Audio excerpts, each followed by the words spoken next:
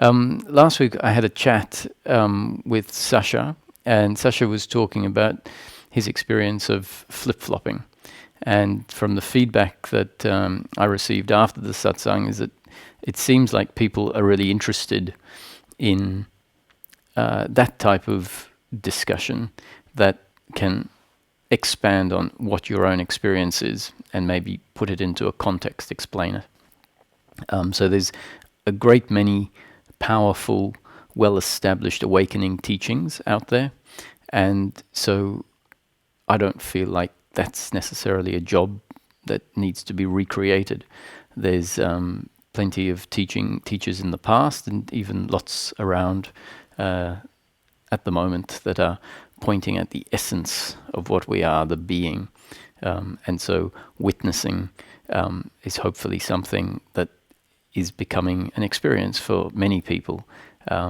And so talking about the formless awareness in which everything arises maybe isn't what is quite so relevant. Maybe we can start putting some concepts onto what is happening, some concepts that explain it in a more practical form, which means that the concepts that maybe I talk about will work hand in hand with the awakening teachings, and as a combination that can be very powerful. So on that note, what I thought, it's worth talking to someone else who would like to share their experience.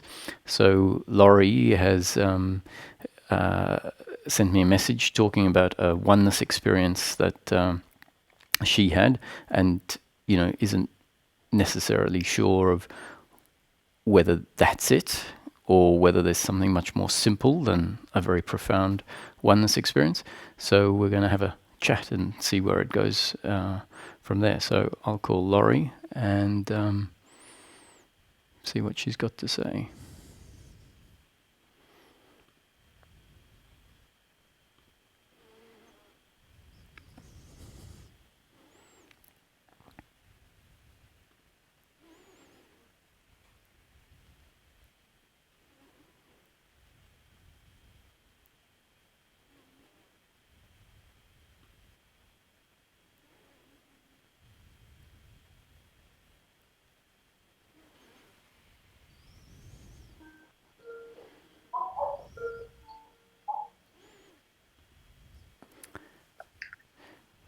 Hi, Roger. Hi, Laurie. How are you? It's coming. My computer's really slow. I did the new update on my Mac, and it's bad. Good. Well, it's working at the moment. I can hear you. So so far so good. Okay. Oh, I see. You don't want to do picture. No, I'm working on sound only at the moment. The internet's not that strong here, and I'm not broadcasting picture. So you can leave it on, but it probably helps to have it off. It might make the Okay. stream better. Okay. Okay. So yes, you were saying that you've had some profound experiences, and maybe not quite sure where it all fits in the overall picture. Exactly. Yes. I've had some really, well, it was 18 years ago when I had my first awakening. I had no idea what the hell happened. I was just running around loving everybody, and I was bouncing off the walls for a month I felt like pure magic that I was living, so opposite of what I had. Now I've come to realize it's all the thoughts that are keeping me down, keeping Lori here, and the bottom line of her about the idea of Lori is I'm not good enough. So that has all been seen through. And then at Lisa's retreat last month, I had this experience because she's always saying you are not, you are the experience, not the experiencer. And that always messed with this mind. Oh my God. And I was sitting at this little waterfall, and all of a sudden a bee went by, and then a blue jay flew by and squawked, and then the water fountain where I was and I went, oh my, we are the experience, not experiencer. I saw it clear as day. And what? Go ahead. No, carry on. I think what you're saying is spot on. Okay, so then I had experiences where I didn't feel this body at all. No, like I was freezing and I had my hands between my knees to go to sleep in the night. And I could feel the bones in my hands and everything against my knees. And then all of a sudden, I couldn't feel my hands or my knees. Nothing. I felt nothing. And I was trying to focus on that area, and there was literally no feel. Like there were no hands and knees there anymore. And the same thing happened when I was having the massage. The woman was at the very end. She put her hands on my back. And all of a sudden, her hands were gone. And so was my back, the back, or whatever. It's messing with me. I don't understand. Right. Well, that's what you've described as a good case of spiritual experience. Okay. And that's all it is, and leave it there. More or less, because a lot of crazy stuff happens to just show us it's all experience, which really means that in each moment, it's an experience arising, and a prerequisite for experience to be recognized is that there needs to be awareness of experience. Experience without awareness of it means no experience, because by very nature, experience needs to be awared. And so I'd like to just elaborate on this word experience, because I use it a lot, and it's pretty essential to see that in each moment what is happening in our daily life experience is experience. And because of the construct of the experience, how the experience has been designed to appear and be recognized, there is an illusion created that there is an objective three-dimensional world and a person that is objectively separate from the world and moves through that world. And that's the experience, and it's been designed to be experienced that way. So whatever we experience is the experience. And when we have these strange things happen, where the experience changes radically from what we consider normal, right? Okay. What it's there for is to show us, actually, this is all experience. So then we start focusing on the unusual experience. Right.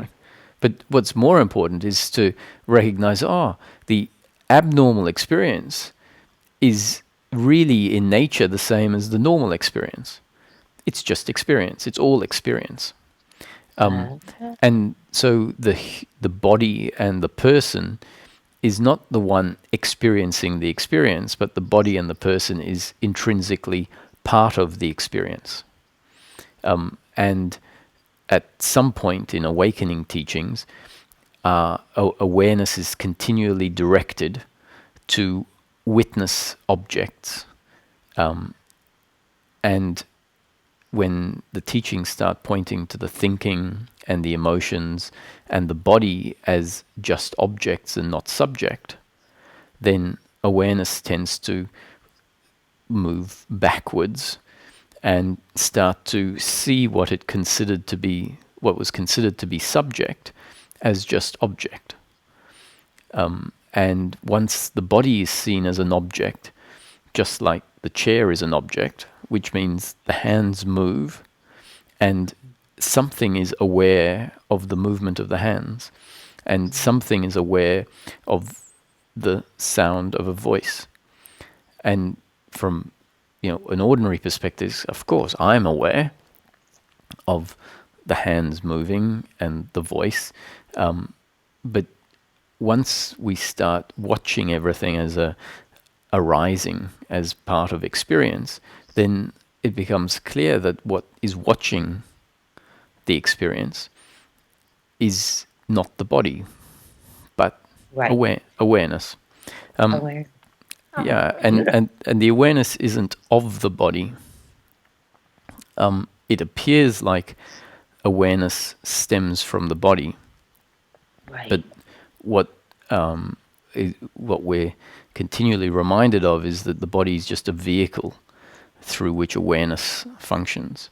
And then if this becomes really ingrained, what tends to happen is the identification with the body as the subject starts to loosen, and at some point there's this shift, this profound experience where awareness recognizes itself, and there's a realization, what I am is this formless, ever-present, all-encompassing, all-pervading awareness in which the experience arises.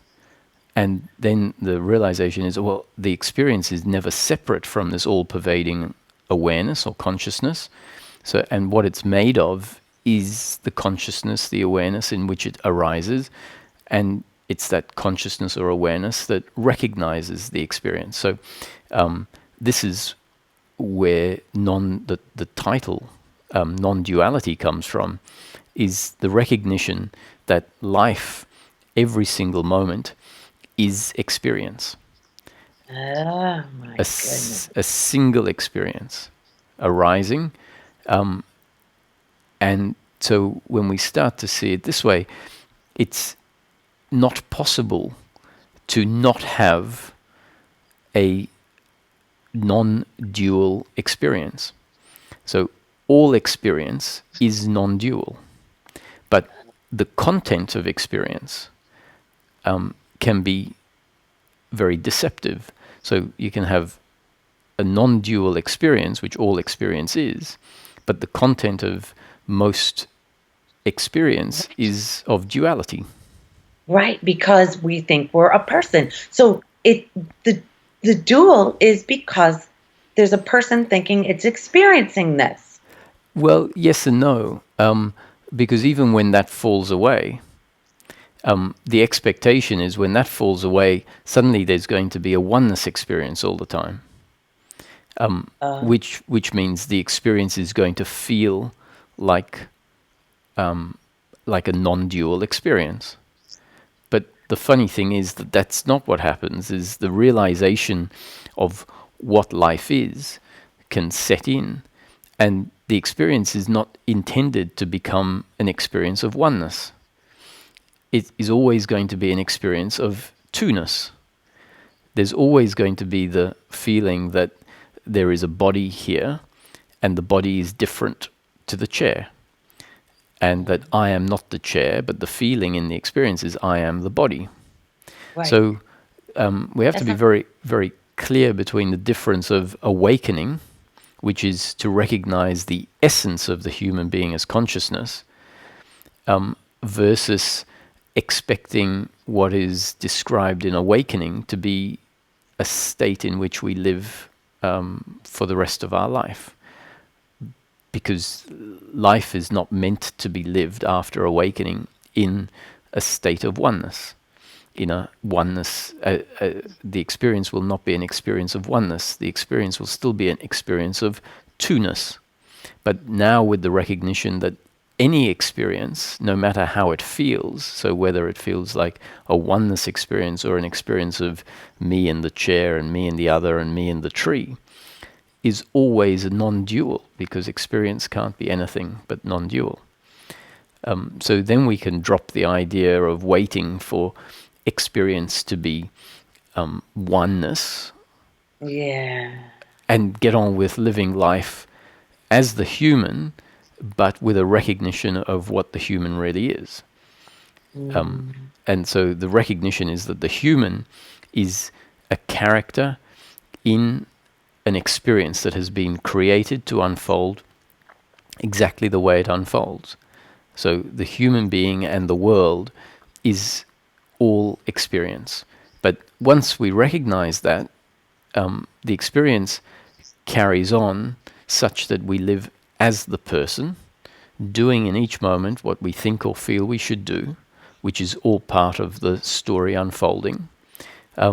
And we live completely as if I am Roger, with free will, with choice, doing very ordinary, mundane things, having an experience that is not much different to what it was before awakening, except attitudinally now, there isn't the same contraction, there isn't the same fear, there isn't the same resistance to life, because life intrinsically is now seen different, and what I am is seen differently, but the experience is still an experience of two-ness.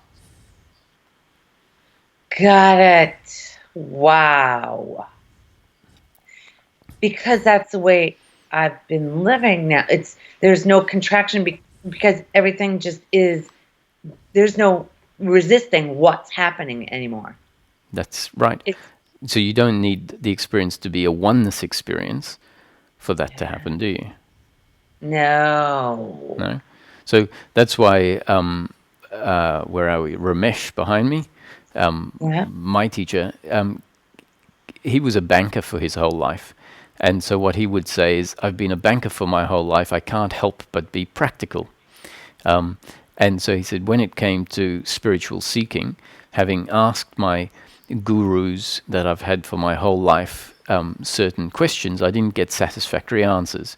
So he said, I'm going to tackle this myself. And so the way he approached it was from a very practical perspective. And so the first question he asked is, after seeking for 60 years, what am I really looking for?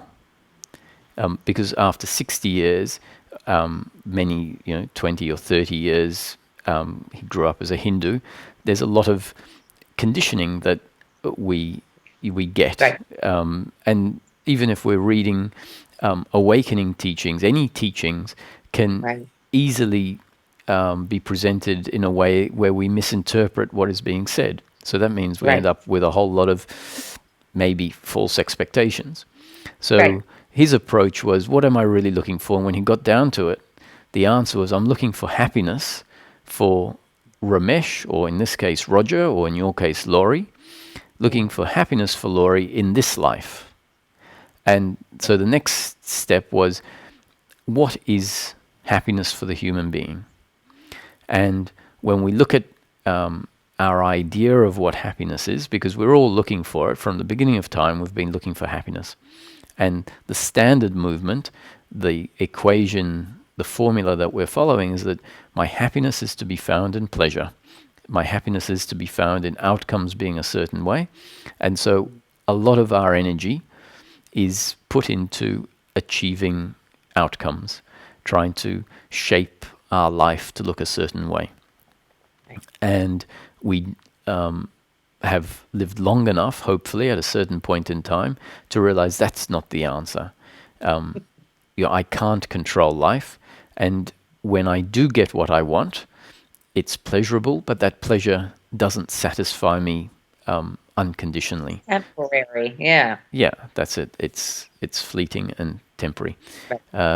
So when we look at this movement towards pleasure, if we haven't recognized that that's not the answer to our happiness, we'll see that there's a whole lot of shoulds and shouldn'ts in place. What I should and shouldn't do, and when we look at it, it's I should and shouldn't do it in order to get certain outcomes that we once again believe are our happiness. And so the concept in this teaching says, no, we're looking for happiness, but it's never going to be found in outcomes. It's never going to be found in the flow of life, which means it's never going to be found in pleasure or pain, because the flow of life is always only pleasure or pain.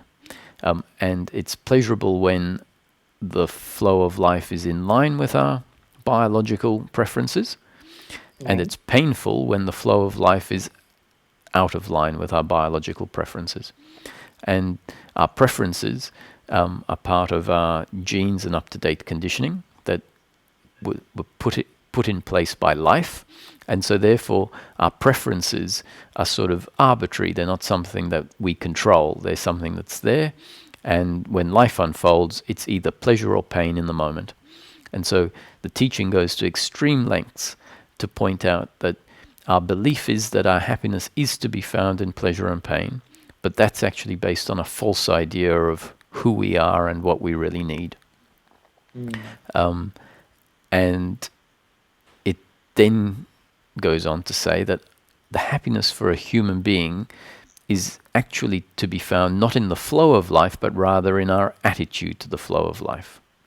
And the current attitude that we have when we're unhappy is the attitude that my happiness is to be found in pleasure, and that I am the doer of everything that happens through me, and the other is the doer of everything that happens through them.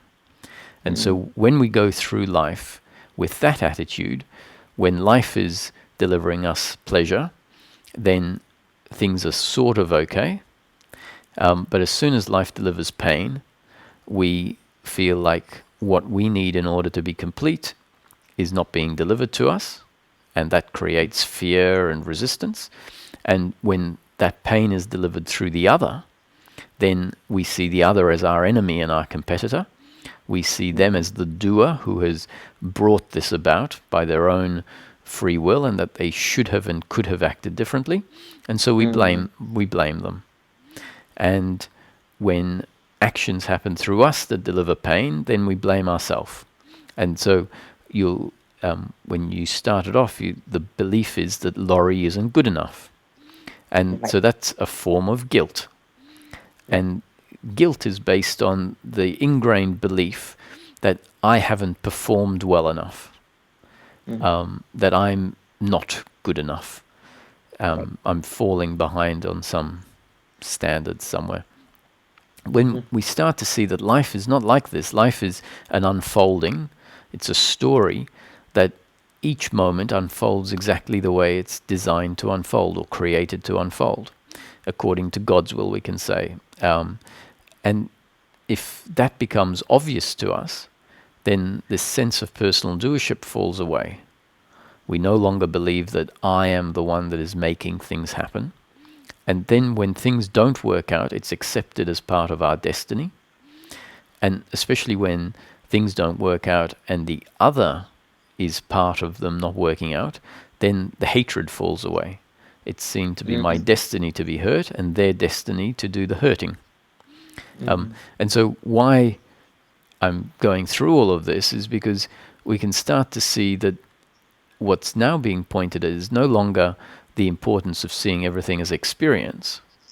That has maybe played its part, and now we're looking at the story itself and starting to look at the dynamics, which in practical terms are our suffering in daily life. So if we're constantly waiting for experience, then what can happen is our attention doesn't actually land on the things that are really problematic in life, the suffering. So we go back to the question, what are we really looking for in the seeking? And when we have a clear answer, and that answer is what we're really looking for is happiness for the human being, which is continuous, unbroken peace of mind. And that peace of mind comes only when our attitude to life is such that life is allowed to unfold as it does, pleasure sometimes and pain at others, and we don't feel like the circumstance in life is actually determining who we are at our core. Beautiful. Right? Jeez. So You have a hell of a way of delivering it. Wow. so that's thank you for saying that. But can we see that all these concepts are sort of just directing awareness to become aware of these dynamics, and so our years of witnessing life can now be that skill that we have of watching life can now be focused on watching these dynamics, and asking, so where do these dynamics come from? The dynamic of blame, for example. And so we've spoken about blame being based on this idea that I'm the doer. And so next time blame arises, awareness can land on that blame, and a contemplation can happen about it. Instead of seeing it as something personal, something that I am doing and I shouldn't blame, now maybe we can see it as an arising based on our genes and up-to-date conditioning that was destined to happen. And so there's less involvement in it. And as we're less involved in it, we can see it more objectively. Right. There's no contraction in it. Especially if we see it as a happening. Yeah. If it's just happening just like all of it is. That's right. Wow. Wow. Beautiful. So do you want to talk more about the oneness experience? Yes. Because yes. How does that fit into any of this? Well, so the reason that there are these profound experiences to me is to highlight certain things. So they're sort of like when we have a technical drawing of something, and you need to zoom in on a particular part of a joint or a part of the mechanical process. And so in the drawing there can be an exploded diagram that shows you the fine details of something. And to me, spiritual experience is a little bit like that. It's there to explode something in such a way that awareness really can't miss it. But it's not necessarily there to be the experience for the rest of our life. And so when we relate to it as, because often they feel very profound and there's a lot of peace in them, and they feel so different to our normal life, and we think this is it. This is what all the masters have been talking about. Yeah, but we miss the fact that there are these very profound quotes that say, "Before enlightenment, chop wood, carry water. After enlightenment, chop wood, carry water." Right, which really means that enlightenment doesn't change that much in practical terms. Well, what it changes in practical terms is our attitude, which means that internally the resistance to life falls away. But experientially, we still carry on living as the human being. Right. And wow. I keep saying to people that I'm changing. I've changed so much in the past 3 or 4 years, and everybody looks at me like, "Oh, really? How have you?" It feels like everything has changed, but it really hasn't. When I can't even put it. It's just the resistance to life. I mean, whenever you're quote hoping for something and then it doesn't happen, and it's like, well, of course. I mean, it obviously wasn't supposed to happen. There's no fighting what I thought was supposed to happen, And so on what basis does that not happen anymore? What's that? On what basis does the non-resistance happen? So before we used to resist life when it didn't work out a certain way. Right. And what's changed? I'll give you, so my husband walked away from his job after 36 years and the old Lori used to lay in bed worrying about bills literally waking up sweating about bills when he had his job. And now, literally, it's been 2 months. He just started working again, but 2 months. I went to Spain. There's been no waking up sweating. We thought he has a really nice truck. It's only 3 years old. We thought, oh, we could make some money on that. We'll sell it. And it's only 3 years old, 36,000 miles. It's a great, everybody turnkey, walk away. There's no smoking, no pets, it's a beautiful truck. We thought for sure we'd be able to. No one in over 2 months has wanted to buy it. It's like, okay, obviously we're not supposed to sell this thing. We were counting on that money, and obviously it's not, there is no, I'm thinking, okay, well, maybe we're supposed to keep this truck, but I don't even know that. I can't even know that. Sure, yeah. There's no more fighting what is. It's beautiful. Yeah. So there must also be a shift in understanding what you need versus what you previously thought you need. Right. I thought I needed so much money in the bank, or I'd be out. There was irrational thoughts about being out on the streets, and what the? And it's no. I see that their thoughts. I mean, they'll come in, yes, but they're not grabbed onto anymore. Because they seem to be maybe less absolute than they were seen in the past. Thought. Right. Yeah. Exactly. It's just thoughts. They're not who I am. The thoughts anymore are not who I am. Where it used to be a thought, I didn't realize.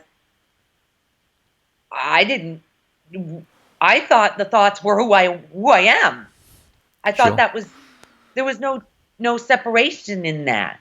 There was no distance, no space between the thought and me. Yeah. So you're talking about being able to witness the thoughts as objects that arise, and that they're no longer seen to be your creation or who you are. Exactly. I see that they have nothing to do with me. They're based in fear, and they're lies. They're not true. So the essence of who you are, the being, that is there and complete in each moment, right? Well, when you talk about the happiness, it seems like I've always been that happiness. When I look back, even to when I was a kid, I feel peace. So many people tell me I'm like a 7-year-old girl, and I'm 52, but I still act 7. That happiness doesn't. I mean, there's been up and down times, but like after the first awakening, there was a deep depression that wanted it ended, because I knew life didn't have to be with the thoughts. That's what started the hardcore seeking. What the hell was that? And I want it back. So let's be clear, though. That was an experience, right?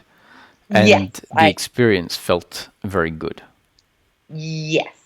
And now that's basically being experienced most of the time.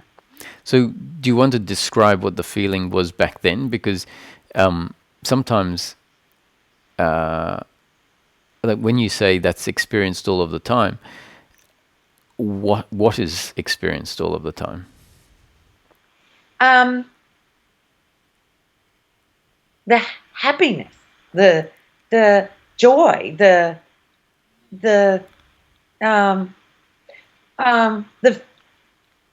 free to be, not resisting anything, flowing, the flowing with life. Sure. So I think that's the biggest part of it. yeah, and so to me, I would describe what is always there as in a very simple way, because if we start throwing in joy as Yes. no doubt there's a lot of joy, but what happens when joy isn't there, just because, let's say, someone you love is hurt? Right. Then we find that we're not joyous all the time. Right. And so if we have this idea that happiness or enlightenment is about being joyous all the time, then what we tend to do is we'll have some problems, because there'll be times when we're not joyous, and then we think, oh, something's gone wrong. No. Okay, so there has been seeing of that. Like there was a day last week that it was just a contemplative day, because my husband's like, "What is wrong? You're not yourself," and I'm like, "It's just more contemplation. It's just, it's not going to be joyful all the time." Mm-hmm. I just see that there's no fixation in it. Mm-hmm. So this is why it's important, because your characteristic as a personality is to, let's say, 80% of the time be joyous, be excited. Yes. Whereas that's a characteristic. Right. And if we mistake that for the underlying peace, then that can be confusing. So in general terms, I would say that the happiness for the human being is peace regardless of circumstance, which means when joy is there, joy is accepted. And if joy turns into anger, then the anger is seen to be no different than joy in principle. It's just different in flavor. Whereas if we set up these expectations of what the feeling should be on a biological level, then if anger comes in, we find that we've got this expectation that it shouldn't Right. That something's be wrong. there. Yeah, that's wrong. And so the peace comes from a dropping of the idea of what liberation should actually look like. Should be. Yeah. Yeah, because any ideas of shoulds and shouldn'ts are going to cause expectation, and when life turns out in its very unique way, often our expectations aren't matched. And if we have expectation, then we think something's gone wrong. Right. So Disappointment. yeah, so the happiness for the human is something far more subtle, and that is that it's the absence of suffering, the absence of resistance. So if you find yourself, even when you find yourself angry, as long as there's no blame for oneself for being angry, meaning no guilt, and no blame for the other, because we can have a biological anger which just arises because of something that happens, but without the belief that the other caused it, right? That it was just, it's part of life. And so when we see that it's part of life, attitudinally, we are going to accept it. But biologically, the anger is also going to be seen as part of life. And so we can have anger, but without blame. Now, this is pretty tricky, because when our attachment to outcomes is in place, very rarely do people experience anger without blame arising simultaneously. Right.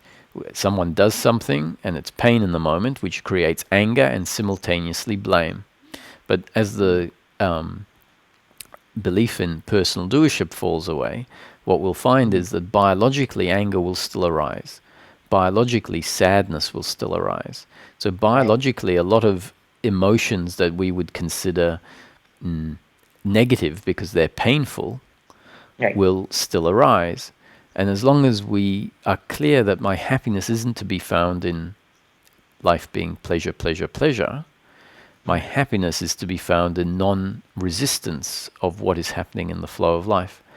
And if it's clear that anger and sadness are just part of the flow of life, and painful versus some other emotions that are pleasurable, then they're allowed to come and go, just like the joy is allowed to come and go. And then you find yourself on a day which is, well, maybe you could even be flat. It doesn't even have to be contemplative. Right. There's flat. That's a very good, analogy of what that day was. Flat. Yeah, there was no up, no down, no. And it's seen to be part of the normal course of life. Life is going to be experience, and flatness is just a particular experience. Right. And so then the flatness is witnessed as an experience and not taken to be personal. Right. It's okay. Yeah. Perfectly. Based on your, if we want to see a causal reason, we'd say based on my genes and up-to-date conditioning and the circumstance I find myself in, this is the feeling. Without saying it should be different. If we say it should be different, it means that we need to be a different person, because the person we are is feeling this way. And the fact is that in each moment we're only going to be one way, and that way is going to deliver a certain feeling or set of thoughts or action, and that's the only thing that could happen. Right. Oh my God, you are so thorough. I can't take credit for it on a number of fronts. There's nothing untouched. Holy crap. This is, what I share is very much the teaching that Ramesh put forward, and he, as I said, he took it from a very personal, practical perspective. And these beliefs in attachment to pleasure, meaning the belief that our happiness is to be found in pleasure, and personal doership, really get in the way. Once they're ingrained, get in the way of this witnessing. So if awareness starts landing on even those particular movements, the movement of guilt and blame, we don't need them to be different. We just need to watch them and watch that the basis of them is this belief in personal doership. And if we can come to see that the human being is based on these two factors, its genes and up-to-date conditioning, that we weren't in control of, then the more that we observe that this is the case, that the human being in each moment acts the way they are designed in that moment, the more we see, wow, we're not the doer. The other isn't the doer. Everything is just a reaction based on these two factors, genes and up-to-date conditioning. So awareness starts to land where the concepts are pointing. And as awareness lands on the mechanics in life, then we verify all these things for ourselves. And that's pretty powerful. It's very powerful. The thought comes all the time that when I'm in a sticky situation, when the thought, there's an automatic thought of nothing is wrong. There's just, nothing's right either, but that there's always been the thought of I've always done something wrong, said something wrong, something's always been wrong. And that automatic thought comes, nothing is, even when I'm stuck in something, nothing is wrong. And then that gets me out of the resistance of automatically. Sure, yeah. So when do you find that this has been happening for a long time? No, God, no. No. That's recent. I don't know, within the past year. It just keeps growing. It's building. I see that there's an automatic thought that nothing is wrong. No matter what is happening, it's not wrong. Even at the retreat, because it's supposed to be a 10-day silent retreat, I couldn't stop. Bless her soul. She let me get away. I couldn't. I just talk a lot, and so one guy in one of the sad songs, he directed it right at me, and he said, "Can't you just shut the fuck up?"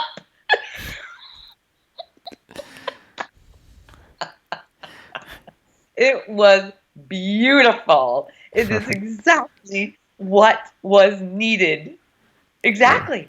Yeah, sure. It, it was. See, so I just. so the conceptual explanation, and why ruin a good story with a conceptual explanation? But Right. anyway, I'll tell you why, Anyway. because it's important to some extent. So he was acting in that moment based on his genes and up-to-date conditioning Yes. and the circumstance he found himself in.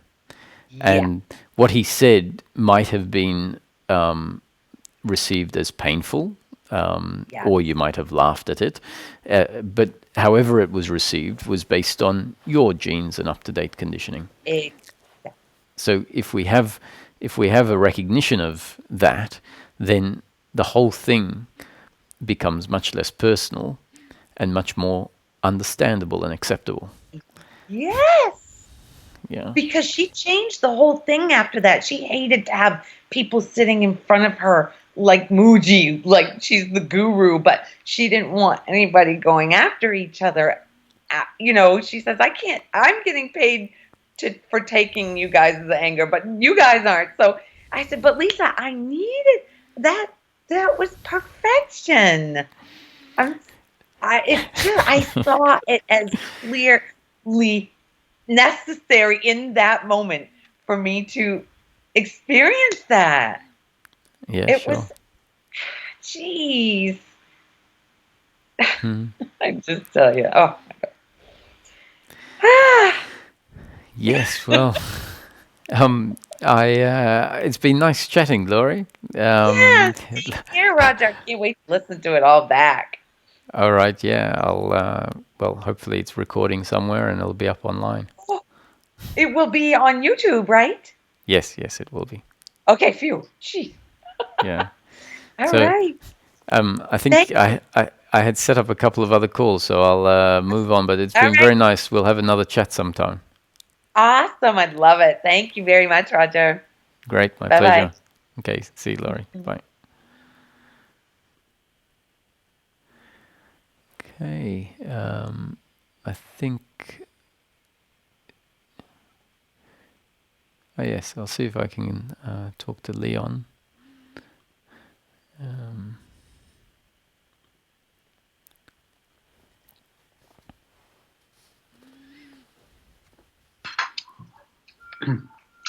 Roger, Hi, Leon. How are you? can you?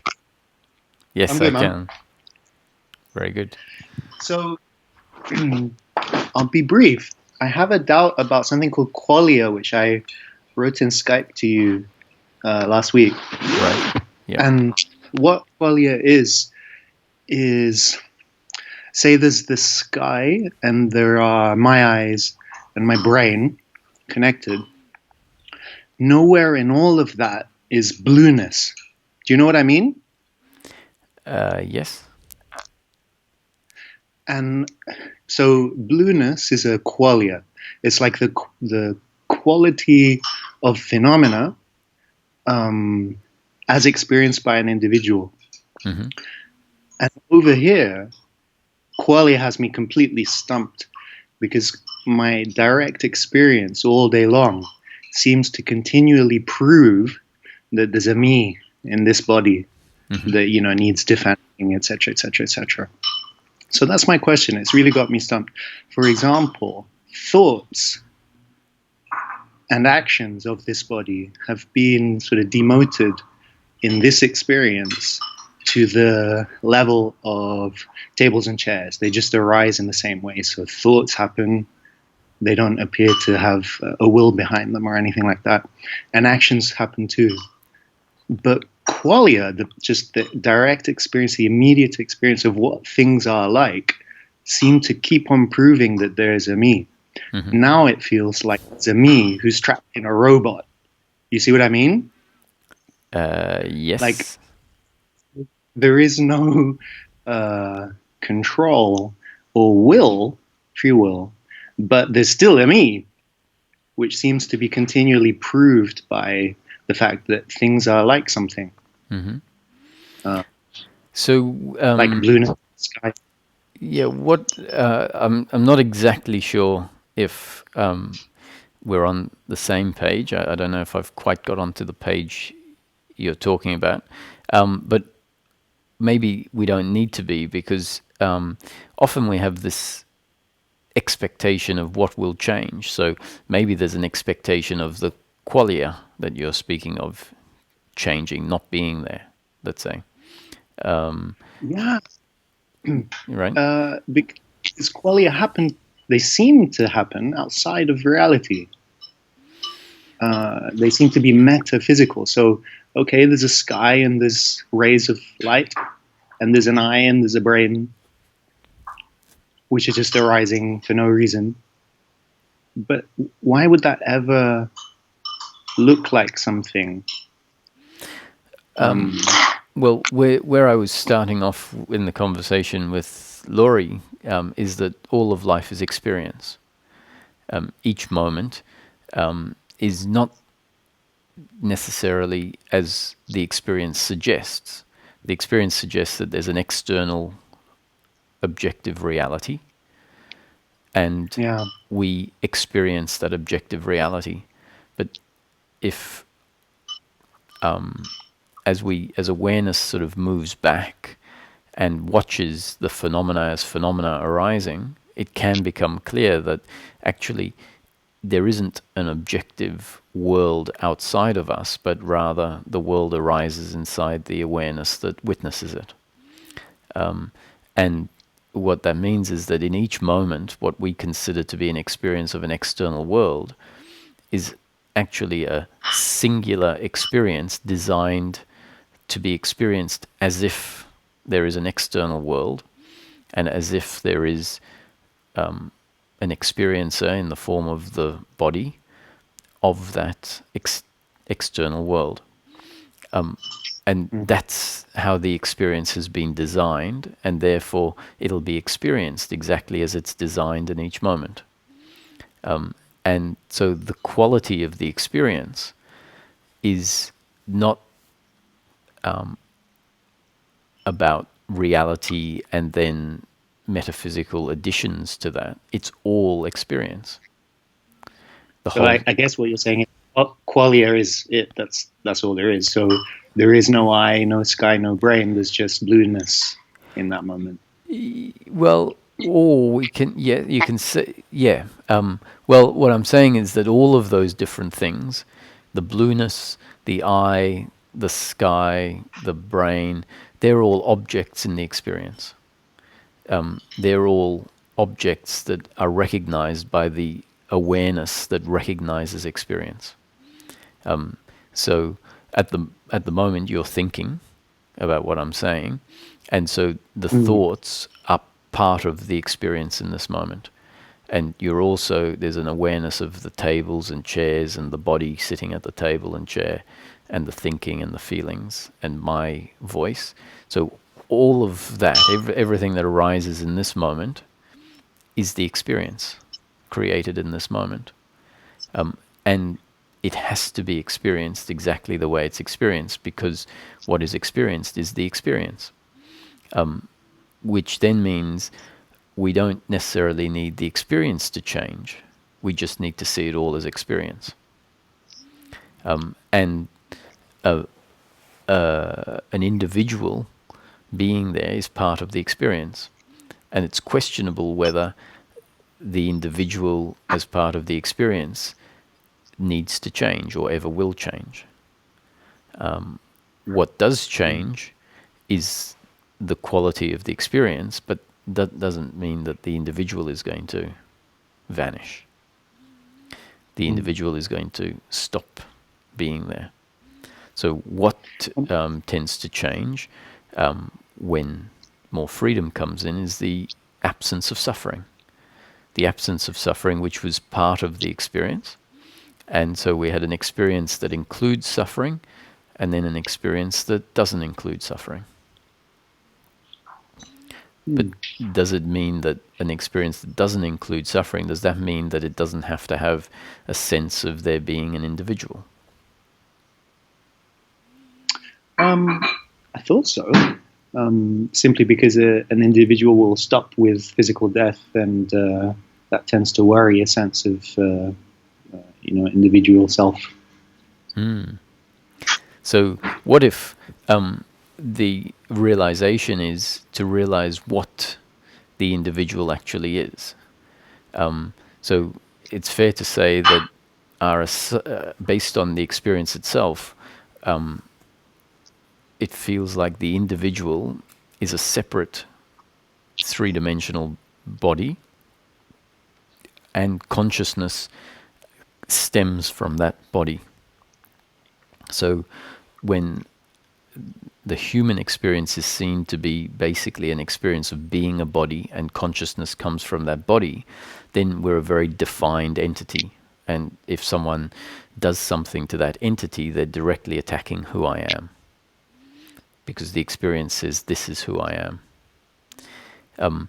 Whereas if we come to see that the human being is primarily consciousness functioning through a vehicle, through a body, and the consciousness doesn't stem from the body, but the consciousness actually links to the body and functions through it, which means that was the impression over here. It's so the impression over here has gone from being a body in control of thoughts to just being a sort of helpless observer of many things, including a body in a fairly small way. Like a body is like one more thing in reality, including what I'm saying now, like blah, blah, blah, blah, blah, like a little kind of robot, and thinking.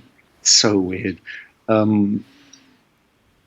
But there is still a sense of a witness instead of just the being the stuff. There's the witness and then the stuff, completely separate. As the witness is outside of reality, and then it's observing reality. And I'm fascinated by the idea of non-duality, where there's no witness, it's just reality. But maybe, I don't know, I'm just fascinated. It's literally just curiosity. Yeah. And what seems to completely prove the witness all the time is just that things have quality. So there being no witness seems very difficult to arrive at as an impression, because there's blueness when I look at something blue, etc. Like there's nothing that's actually blue. Blueness isn't happening in an object, and it's not happening in a brain or an eye or anything like that. Nevertheless, blueness is undeniably occurring. So that gives the constant impression of a witness being there. Yeah, I'm not sure that. See, when the word witness is used, that it's not really, and witnessing doesn't stop. The idea that there is to be no witnessing is only if we have an idea of who does the witnessing. So if the body is doing the witnessing, then so if the body is watching things outside of itself, then we get the impression that there's a witness, right? And the witness is the body. If the body is seen to be an object, then the witnessing sort of shifts back out of body in a sense, and that's what it is. Yeah, so there's no witnesser, there's just witnessing everything that is arising in the moment. And the question is, who witnesses? Does witnessing not prove the witnesser? Well, you see, this is our assumption. We assume that if thinking is happening, there must be a thinker.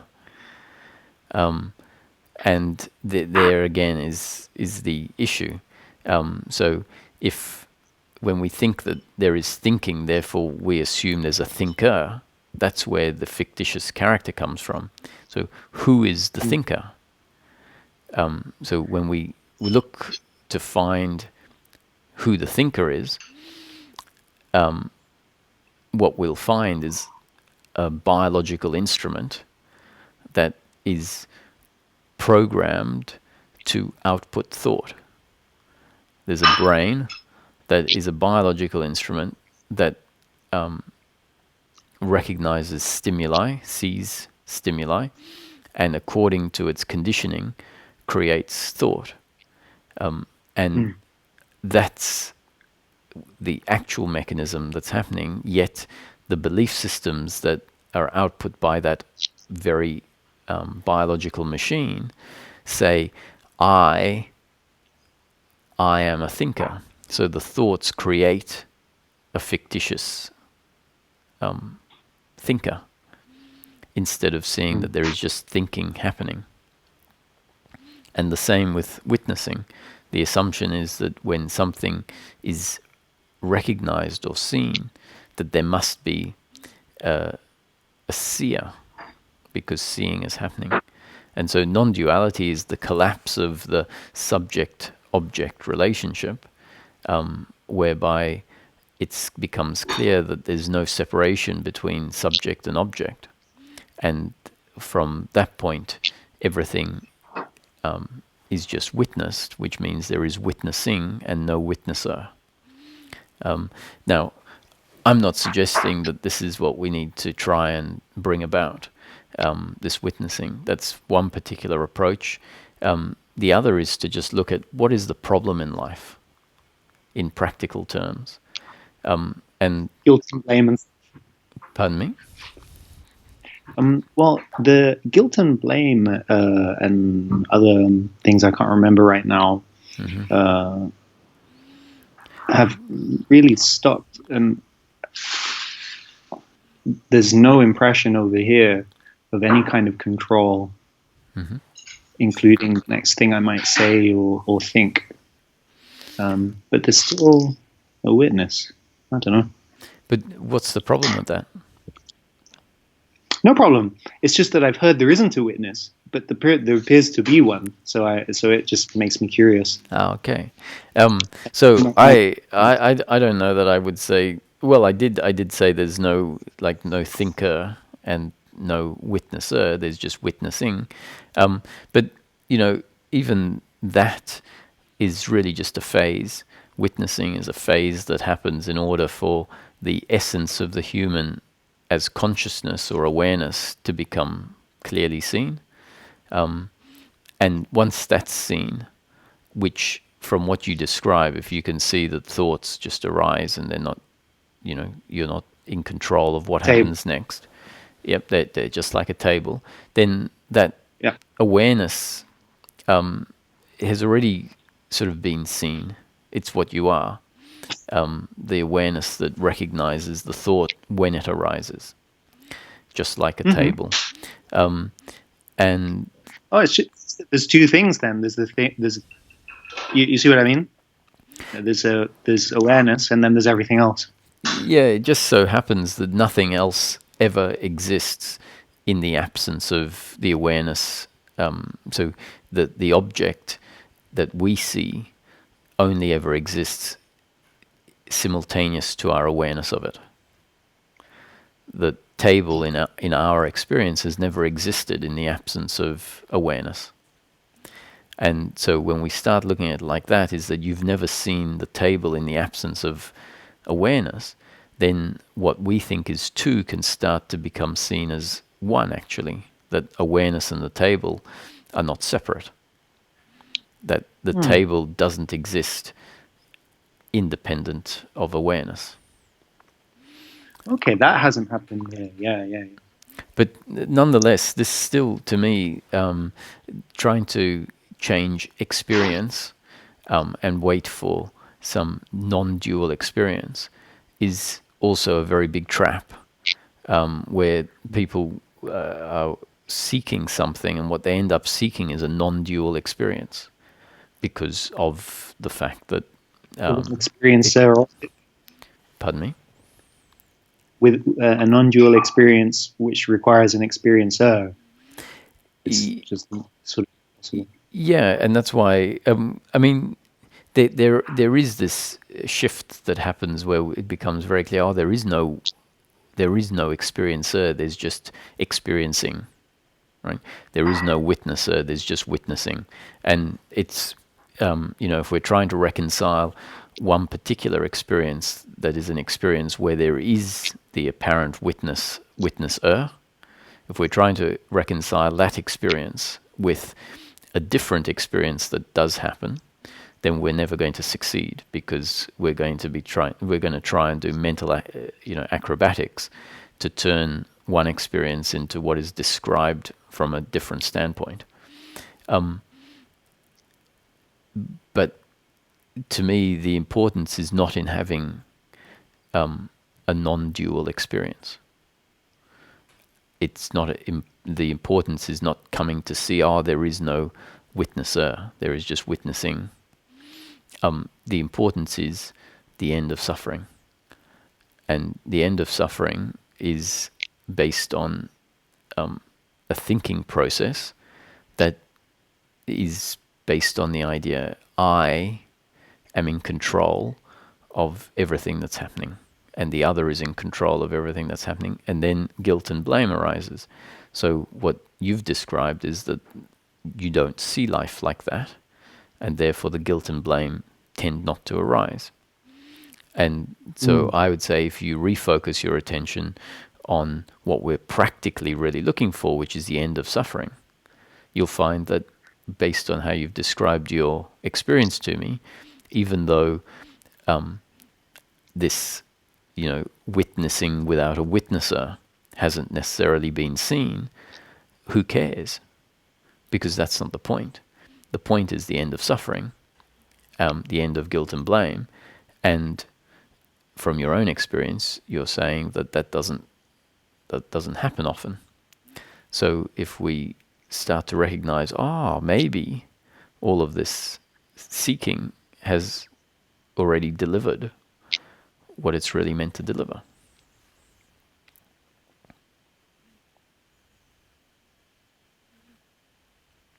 That's when seeking stops.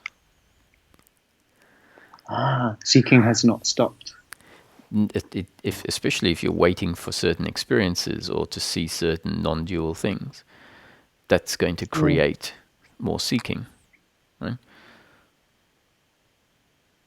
Yeah. So you see, that's why, to me, it's very important to ask the question, what are we really looking for in this seeking? I'm looking for the end of suffering. Then you look in your own experience and go, yeah, okay, that's happened. I can see the guilt and blame has stopped, and then so I don't need to keep seeking. Now I can just get on with living life. And what's living life? Living life is living as the individual, as the human being, having interhuman relationships with the other, and allowing life to unfold as it's destined to unfold, which means pleasure sometimes, pain at others, knowing that what comes next is not your doing, and then we get to really just embrace being human.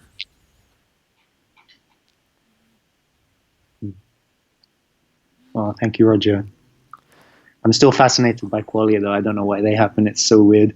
All right, well, that's enough for me. Okay. Thanks, Leon. You could say pain in the moment happens in the form of burning curiosity. But that's okay. Yeah. Cheers, Roger. Thanks, I'll talk to you later. Cheers. Bye. Bye.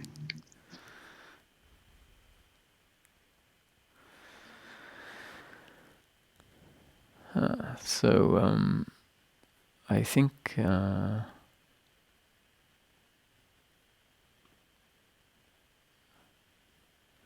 okay. I'm not sure that there's anyone else lined up for tonight's session. So if anyone wants to call in spontaneously, you can feel free. Otherwise, I'll see if something else comes up to talk about, and if not, we'll draw the session to a close. I am always fascinated about how people interpret some of the concepts. The concepts are there so that they become part of our up-to-date conditioning. The concepts are presented in such a way that they're quite understandable to the brain. And so as we hear the concepts, it becomes part of our up-to-date conditioning. And that up-to-date conditioning can then start leading to seeing things and relating things to things differently. Now, the principle of non-doership is definitely not telling us that we have to stop doing things. Life will continue to happen, and the body will continue to function exactly the way it is designed to function. So the principle of non-doership is not telling us to not do anything, but rather pointing out that whatever happens, whatever has happened in the history of time, is a happening according to our genes and up-to-date conditioning, or a happening according to God's will, if we prefer. The genes and up-to-date conditioning were put in place by life, and we can see life as a creation, not according to my will, but God's will. So non-doership is simply pointing out that what we think is my doing, the speaking, the thinking, the acting, the getting angry, the being excited, is a biological reaction based on these two factors, genes and up-to-date conditioning, that we were never in control of. And given that we weren't in control of them being put in place, then the output means that the output is not something we're in control of. And once there is this movement, the outcome after that has never been in our control. So that's just an explanation of what non-doership is really pointing at. And from there often is the conclusion, so if we're not the doer and everything is happening according to God's will, that all of life is completely predetermined and the story will unfold exactly as it's destined to unfold, then the assumption is also I have no free will. But if we go to our experience, we find that life unfolds by the human being making choice in each moment, whatever they think or feel to do next. So when we go to a restaurant, there are 10 items on a menu, and invariably at some point a choice is made. So one of the 10 items is picked. That choice, which we believe to be my choice, is actually a choice based on our genes and up-to-date conditioning. However, in practice, it feels like I am able to choose whatever I want. And in practice, we're given a list of 10 items, and one is chosen. So that feeling is the feeling of free will. And therefore, if someone says, so we have no free will, I would say, well, I wouldn't agree with the fact that we have no free will. There is free will in the moment to do exactly what we think or feel we should do. But once we recognize that this feeling of free will and what happens in each moment is based on our genes and up-to-date conditioning, then rather than saying it's my choice, we just look at it as choice happening. And then we can reconcile something quite amazing, is that what feels like our free will, which is a gift in the moment so that we don't feel like we're a robot, my free will is then seen to be the same as God's will. So if we want to do what God's will is, which is whatever happens in the moment, all we need to do is live life by doing exactly what we think or feel we should do in each moment, recognizing that what it is that I feel like doing is based on my genes and up-to-date conditioning that I had no control over. And then what seem like two opposite concepts, God's will and my will, come together and seem to be one. That in doing what I feel like my total free will in the moment, I'm actually doing exactly what is destined. And then we no longer have a conflict between what I should do and what God's will is. My will and God's will become one. I just saw that someone did send a message through. Yeah, I'll give Naomi a call and see.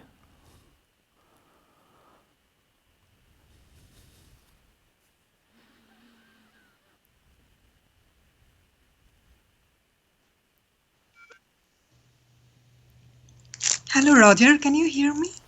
Yes, I can, Naomi. How are you? I'm fine. How are you? Yeah, very good, thanks.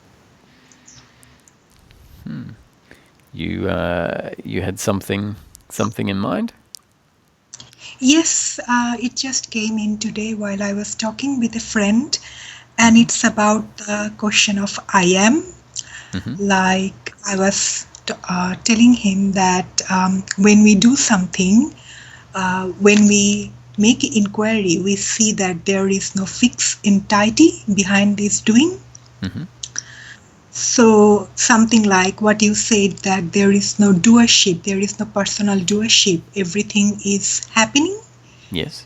So, but then I'm thinking it's in conventional level that when we look behind, there is no fixed entity. It's all about a play of cause and condition. But in ultimate level, there is a I am, big I am. So I'm just clarifying my conceptual understanding that so in ultimate level there is a big I am which is going on through beginningless time before this body was born, and it will continue after death. But then we are having this little I am. Is that right? Well, to me, the experience of being human, where we feel I am the body, is only able to be there because of the I amness that is functioning in this moment. So the I am of source, which is not restricted to the body, has inhabited the body and is creating the experience I am the body. And what ends up changing is not the experience I am the body, but the belief I am the body as a separate, independent entity. So if awareness lands on itself, awareness lands on the sense of existence, the sense of being that pervades each moment, then what becomes clearer and clearer is the essence of consciousness that is functioning through the body. And then we can start to understand that the human being is actually a combination of this I am, or awareness, and a biological instrument, the body. And so when the two come together, when the impersonal consciousness links together with the body, what it creates is the sense of I am and the feeling I am the human. And that is the human experience. All that, then that's not going to change. It's not meant to change. What is meant to change is the recognition that, the human experience is an experience of impersonal consciousness and the body coming together. And that's very different to believing that what I am is the body and that consciousness stems from the body. If we see ourselves as a body that has consciousness coming from it, we feel like we're a very vulnerable, small entity. It seems like the I is disconnected from anything else, is separate from everything else. And then we have the experience of being just this body. Whereas if the human experience is seen to be the I am of source that is basically clothed by the body to create the impression I am the human, then we realize that what we are is always connected to source. That when the body dies, the source that existed before the body was born continues to exist, even in the absence of the vehicle, even in the absence of the body. So the experience, I am the person, is there only because what runs through the core of the person is the impersonal I am of source.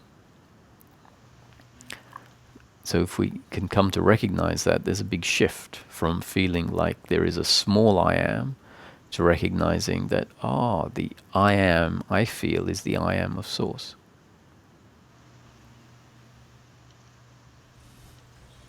Okay. So when we die, after our death, we continue to come back to next life, and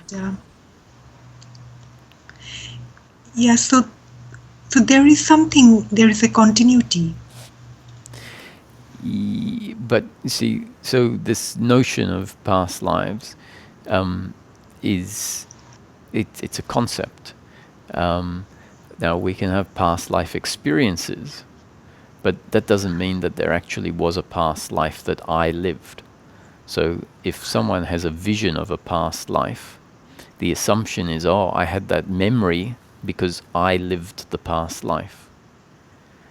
But what if the vision, the memory, is actually just experience in this moment that is creating a certain impression? And when it creates that impression, we then assume that there is this me that hops from one life to another life. And that in itself can create an obstacle. That in itself creates a continuing idea that there is a separate me that transmigrates from one life to the next. And if we see it differently, if we see that the experience is an experience of Roger, which is impersonal consciousness linked to a particular body, and then that experience includes all sorts of different feelings, emotions, thoughts, and visions, memories, but that doesn't mean that there was a past life that Roger has had. It just means there is a memory or an experience happening in the moment that implies that there was a past life. Okay. Well, that's a good way to see it, because I used to see it as a past life means someone has already lived that life, life after life. Yeah. So that source, I am, what is the relationship of that source with nothingness? When source is in its unmanifest form, so when it's not functioning through a body, we could say that source is in its resting state. And in its resting state, there's absolutely nothing. So the nothing is if the whole manifestation collapses, what we're left with is the absolute nothing of source in its resting state. And the source in its resting state is potential creativity. So at some point, that potential will explode into manifestation again. And so when it explodes into manifestation, nothing has become everything. And it's only in the everything that the I amness comes into existence. So the I amness is the active expression of nothing. So nothing turns into everything, and the essence of the everything experience is the sense of existence or the sense of I am. And in this particular manifestation, the I am is housed within a human experience. So I am is functioning through a body. And So the I am will return to its resting state at death, let's say, and the body disintegrates. And then that same I am that is in its nothing state can connect to another biological vehicle and experience a new life. And so this is, if we start to see the Roger experience as I am or source connecting to a body vehicle, when the vehicle dies, when the human body dies, it means the vehicle has died, which means source just returns to its nothing state, then connects to another birth. And so that's where we see that, there doesn't necessarily need to be this transmigration of a soul. There's just source linking to the very many different vehicles through which it functions. Okay. I want to ask you another question, that then is there a difference between being and awareness? Yes, if we want to be break it down, we can say that consciousness is all there is consciousness. So the word that I tend to use as the big sort of the primary is consciousness. So consciousness at rest and consciousness in movement. And then when we look at what consciousness is, consciousness has two basic aspects. There's the aspect of awareness and the aspect of being, or I am. And so they're two facets of consciousness. The sense of being, which is this undeniable sense of existence, that if I ask the question, are you dead? You have an answer that is an intuitive answer. You don't have to think about it. You just feel, I am. So the answer to the question, are you dead, is no, I am. So that is the I am aspect of consciousness. And the awareness aspect of consciousness is that which recognizes the experience as it arises in the moment. So this very moment, the momentary experience that anyone is having, is always recognized by the awareness aspect of consciousness. And awareness just witnesses the moment, that's its job, and I am, or being, pervades the moment and creates the sense of I am existence. And when that I am functions through the body, or when consciousness functions through the body, what you have is a combination of the body and consciousness, which means there's the experience of a body that is aware and a body that has a sense of existence. So awareness, is there multiple levels of awareness, like our gross, subtler? I would say that there's just awareness of what is, and the content is what changes. So when the content includes a lot of suffering, for example, it seems like there is no awareness, but actually there's awareness of suffering. And when the content has got less suffering in it, what tends to happen is it feels like the awareness is more open. But actually it's the same awareness, and it's more a matter of the content that changes. So I wouldn't say that there are different levels of awareness. There's the content, let's say, of thinking in particular, the thinking content, that dictates what awareness is aware of. So what we are experiencing, all that coming from a pure awareness?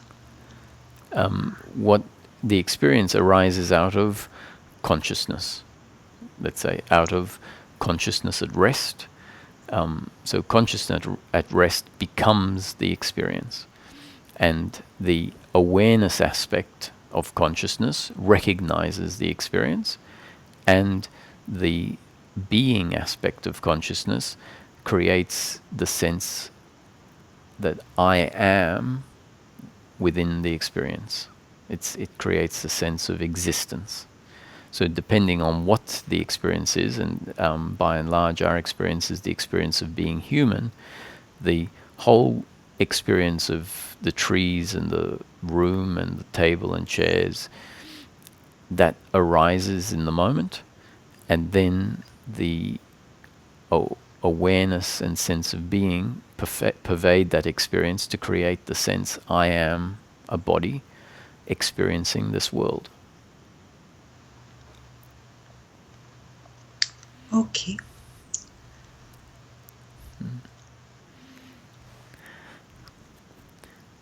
So,